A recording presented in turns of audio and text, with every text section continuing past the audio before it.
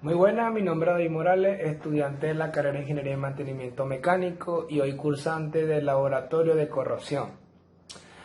Muchas de las reacciones químicas que se producen en los procesos biológicos, en los procesos de producción industrial y en los procesos químicos propios de la geósfera, atmósfera y hidrósfera son reacciones en donde las sustancias participantes pasan por procesos de oxidación y reducción. Dado a las reacciones, son procesos de intercambio de electrones. Estos procesos químicos pueden ser investigados midiendo variables eléctricas. La electroquímica es una rama de la química que estudia la transformación entre la energía eléctrica y la energía química, o en otras palabras, las reacciones químicas que se dan en la interfase de un conductor eléctrico, llamado electrodo, que puede ser un metal o un semiconductor, un conductor iónico, que es el electrolitro, pudiendo ser una disolución y en algunos casos especiales un sólido. Una serie electroquímica es la disposición de los elementos, especialmente de los metales, según la magnitud de la diferencia de potencial que presentan en el límite de fase entre estos elementos y las soluciones activas de sus iones. Como quiera, la diferencia de potencial no se puede medir directamente, se mide la diferencia de potencia del sistema con respecto a un electrodo de referencia. Las reacciones de reducción-oxidación son las reacciones de transferencia de electrones. Esta transferencia se produce entre un conjunto de elementos químicos, un oxidante y uno reductor. En estas reacciones, la energía liberada de una reacción espontánea se convierte en electricidad, o bien se puede aprovechar para inducir una reacción química no espontánea. Las reacciones químicas en las que se produce una transferencia de electrones entre moléculas se conocen como reacciones redox. Y su importancia en la electroquímica es vital, pues mediante este tipo de reacciones se llevan a cabo los procesos que generan la electricidad, o en caso contrario son producidos como consecuencia de ella. Podemos ver que una sustancia se oxida cuando cede electrones y se reduce cuando acepta electrones. Ahora comenzamos con la práctica número 2. Vamos a empezar primero por los participantes. Los autores de esta práctica son Luis José Lucena, Alexander Freiter, Oscar Galindo y Seguana Olivar. Y el objetivo de esta práctica es estudiar la serie de fuerza electromotriz, demostrando el desplazamiento de unión por un metal.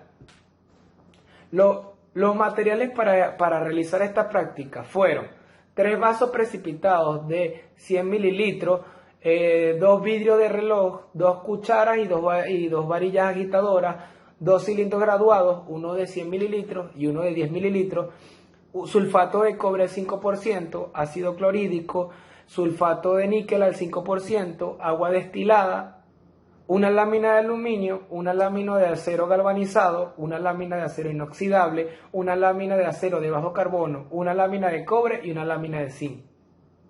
Las herramientas en la mesa de trabajo fueron unos cepillos de alambre, una prensa, una lima, un martillo, una balanza y unas tijeras para poder cortar el metal. Y ahora venimos con el procedimiento de esta práctica y sus resultados. Vamos a comenzar. Primero, fueron 3 procesos que se realizaron. Vamos a comenzar por el primero, que es para el sulfato de cobre. Para hacer una solución se colocaron 80 mililitros de solución de sulfato del cobre al 5%, que está conformada por 80 mililitros de agua destilada y 4 gramos de sulfato de cobre. Y luego de esto se mezcló todo con la varilla agitadora. Comenzamos sumergiendo el carbón. Se sumerge el acero de bajo carbono por 1 minuto en esta mezcla. Y se observa que la lámina de bajo carbono se torna rojiza debido a que ocurre una reacción de oxidación donde se liberan electrones y estos son absorbidos por los iones del sulfato de cobre y ocurre una reacción de reducción. Luego venimos con el acero inoxidable. Se sumerge el acero inoxidable por 1 minuto en esta mezcla. Y el resultado, vemos que esta lámina no se torna de un color rojizo debido a su composición de metales como el níquel, ya que estos materiales son altamente activos y su potencial es alto. Esta lámina no toma color debido al óxido de cromo en su superficie. Ahora venimos con el procedimiento número 2, que fue el ácido clorhídrico. y se creó una mezcla. Primeramente, por seguridad, se trabaja el ácido clorhídrico en una campana. Se colocaron 80 mililitros de solución de ácido clorhídrico al 5%, formado por 76 mililitros de agua destilada y 4 mililitros de ácido clorhídrico. Y todo esto se mezcló con la varilla agitadora. Primero comenzamos con la probeta de cobre. Se sumerge el cobre por 1 minuto en esta mezcla. Y luego, como resultado, se observa que el cobre no sufre ningún cambio ni coloración, debido a que el hidrógeno, su potencial es más alto que el del cobre, y el del cobre es más noble. Por eso no se nota ningún cambio. Ahora vamos con la probeta de zinc. Se sumerge el zinc por 1 minuto en esta mezcla y se logra ver como resultado ver una reacción de oxidación. Vemos que cuando se sumerge, vemos que se hallan unas burbujas alrededor del zinc. Como el potencial del zinc es más alto que el del hidrógeno, el zinc cede electrones que son absorbidos por el ácido clorhídrico. Y por último, utilizamos la probeta de acero inoxidable. Se sumerge el acero inoxidable por 1 minuto en esta mezcla. Como la probeta está compuesta por níquel, hierro y cromo, estos metales son potencialmente altos en oxidación. Por la capa de óxido de cromo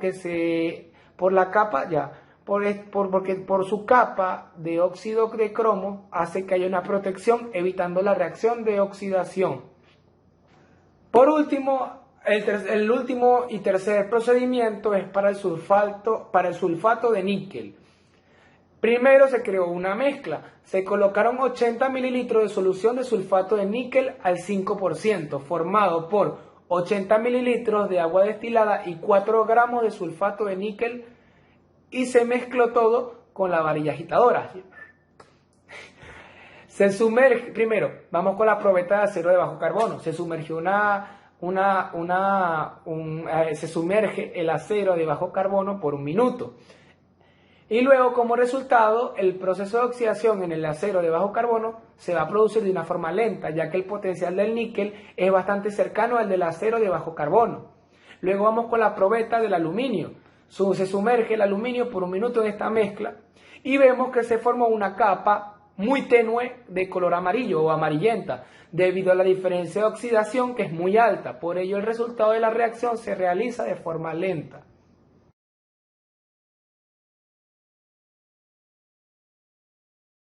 Y ahora vamos con las conclusiones. Primero vamos con las conclusiones de los alumnos que presentaron esta práctica. Ellos concluyeron que cuando se sumerge un metal como lo es el acero de bajo carbono en una solución de sulfato de cobre, generalmente se hace una reacción en dicho material. Este sufre una reacción mediante la diferencia de potencial de ambos materiales que están muy distantes uno de la otra. Esto hace que los iones de cobre se precipiten en la superficie del cobre. Y bueno, de aquí parte mi conclusión.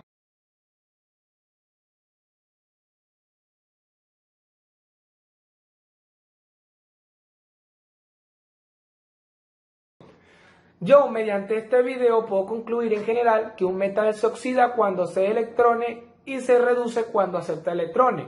Cuando se sumerge un material altamente activo y su potencial sea alto en una solución de sulfato de cobre, esta lámina no toma color y no se obtiene una reacción. Ahora, mi segunda conclusión es que cuando un material se sumerge en una solución de ácido clorhídrico, cuyo potencial sea menor al del hidrógeno y sea más noble, no sufre ningún cambio ni coloración. Pero cuando el potencial del material sea más alto que el del hidrógeno, este material cede electrones que son absorbidos por el ácido clorhídrico y se obtiene una reacción de oxidación. Y por último, mi tercera conclusión es que cuando un material donde el potencial sea bastante cercano al de níquel y se sumerge a una solución de sulfato de níquel, el proceso de oxidación será de una forma muy lenta. Muchas gracias, mi nombre es David Morales y espero que tenga un excelente día. Estos fueron series electroquímicas.